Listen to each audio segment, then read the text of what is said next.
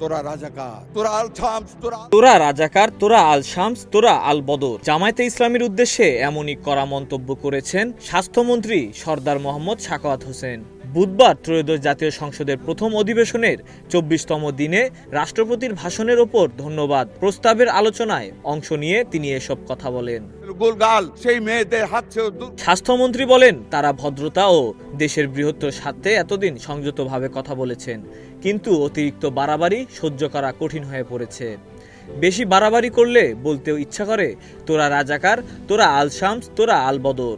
তিনি আরও দাবি করেন, ১৯৭১ সালের মুক্তিযুদ্ধের অভিজ্ঞতা ও ইতিহাসকে কেন্দ্র করে কিছু রাজনৈতিক শক্তি বিভ্রান্তি ছড়ানোর চেষ্টা করছে।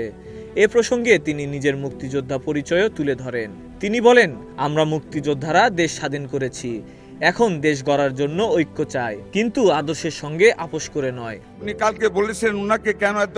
তিনি আরো মন্তব্য করেন, দেশের রাজনৈতিক পরিস্থিতিতে ঐক্যের প্রয়োজন থাকলেও সীমা অতিক্রম করলে কঠোর প্রতিক্রিয়া আসতে পারে।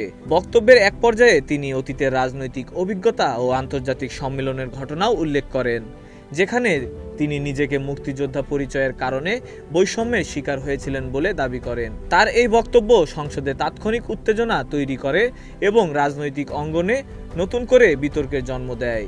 সব মিলিয়ে সংসদে দেওয়া এই বক্তব্যকে ঘিরে নতুন করে রাজনৈতিক উত্তাপ ছড়িয়ে পড়েছে। Desk report, news flash 71।